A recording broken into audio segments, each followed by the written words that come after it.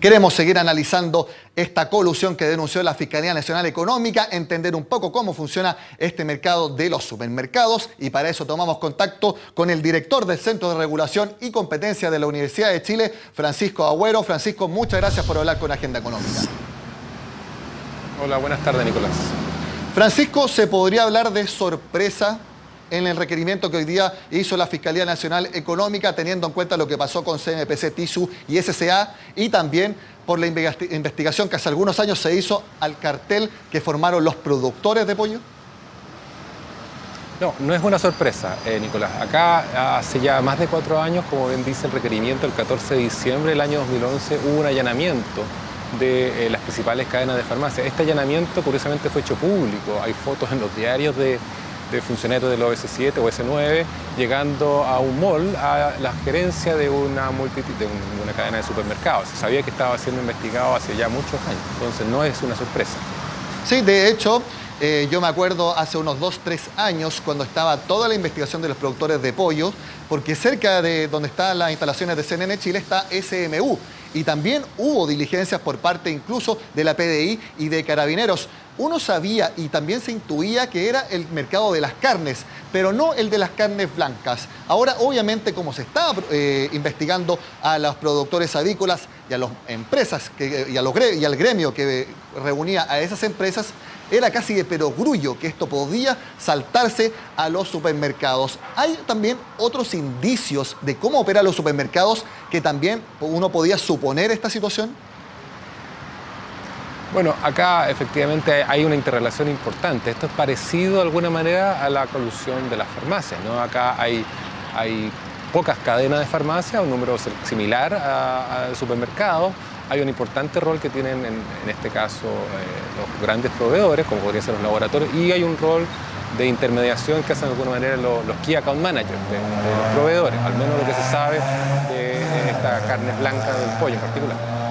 Exactamente. Bueno, dentro de los detalles que menciona la Fiscalía Nacional Económica a través del requerimiento se ven correos electrónicos, donde, por ejemplo, se menciona que al proveedor y a la empresa que no cumpla con los precios acordados, simplemente no se les va a repartir el producto. ¿Es este un modus operandi tradicional de un cartel, Francisco? No, este es un cartel sofisticado, a diferencia, por ejemplo, del caso del cartel del papel tissue, donde hubo acuerdo y se encuentra señalado fechas y reuniones entre los ejecutivos. Acá no se ve ese elemento, ¿no? Acá hay una intermediación, hay una suerte de regla tácita aceptada en el mercado por proveedores y supermercados, ¿no? Eso demuestra que hay una mayor sofisticación. Efectivamente hay algunos correos electrónicos, pero probablemente son cada vez menos, en particular tras los allanamientos del año 2011, ¿no? Que ahí ya se sabe, a propósito del cartel de los pollos, allanamiento, interceptación de comunicaciones y decomiso de computadores, ¿no? Así, por lo mismo, la prueba dura cada vez probablemente es más escasa. Además, acá también tenemos que no hubo delación de ninguna compañía, sabiéndose investigada, ¿no? Esa también es una particularidad respecto a otros carteles recientes. Exacto, de hecho, uno durante la tarde esperaba algún hecho esencial por parte de alguna de las empresas denunciadas por la Fiscalía Nacional Económica, pero no sucedió esto. Quizás también han sido igual de sorprendidas como lo hemos sido nosotros ante la denuncia que hizo la Fiscalía Nacional Económica. Ahora, nuevamente quizás vamos a escuchar voces que digan que esto es algo aislado, que no hay que meter dentro de un mismo saco a todos los empresarios de nuestro país, a todas las empresas y a todos los mercados. Pero quisiera preguntarle, Francisco, ¿es realmente un hecho aislado o vamos a seguir viendo este y otros casos más que nos demuestren que la corrupción llegó fuerte dentro del sector privado de nuestro país? No, a ver, hay que distinguir acá. Y yo creo que como en otras economías muy liberales, muy competitivas, incluso como en Estados Unidos y la Unión Europea, pero donde funcionan los mecanismos para detectar estos acuerdos, vamos a seguir viendo otras situaciones parecidas, no es inusual. Ahora bien, la colusión ocurre en algunos mercados con ciertas características. Son, como vemos, un mercado con pocos actores, un mercado que hay algún grado de producto homogéneo, entonces ciertos mercados deben preocupar más que otros. Naturalmente esto no es algo generalizado en toda la economía, es aislado, pero por otra parte una buena señal es que esto se está haciendo descubierto. Antes estos acuerdos tenían una vigencia muy larga, en el caso de los pollos, en el caso del tissue.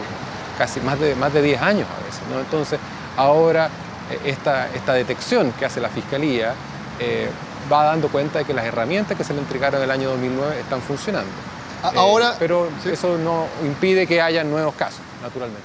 pero ¿cuál es la evaluación que usted hace, Francisco, de los gobiernos corporativos en nuestro país, de cómo se trabaja dentro de las empresas a raíz de todo lo que hemos conocido y hace simplemente un par de meses con la denuncia de la colusión en el mercado del papel? Bueno, acá también es una buena noticia. Los gobiernos corporativos también se están preocupando por los temas de programas de cumplimiento, de cómo funciona en materia de libre competencia. Los directores están siendo más activos. Ya hace al menos un par de años la Superintendencia de Valores le pidió a las sociedades anónimas que transan en bolsa, y algo parecido hizo la Superintendencia de Bancos, que informaran cuáles eran sus códigos de ética.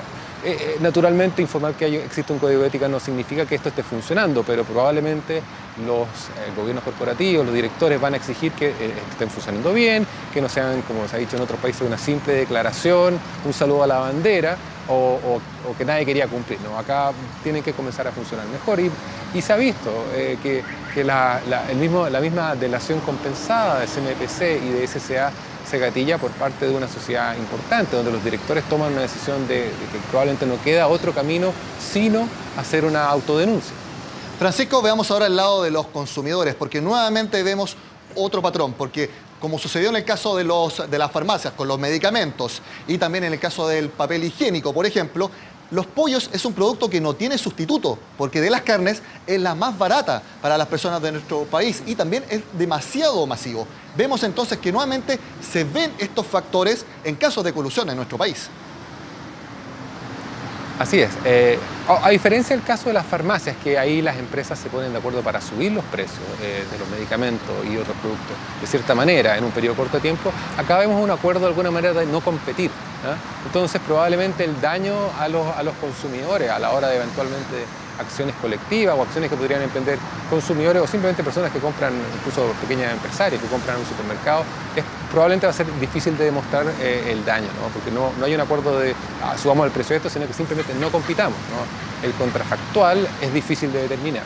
Exacto, porque dentro del requerimiento de la Fiscalía Nacional Económica se menciona precisamente fijar precios. No señala que se fijaron para subirlos, ni tampoco se fijaron para bajarlos. Por lo tanto, solamente se habla de un cartel, de una concertación.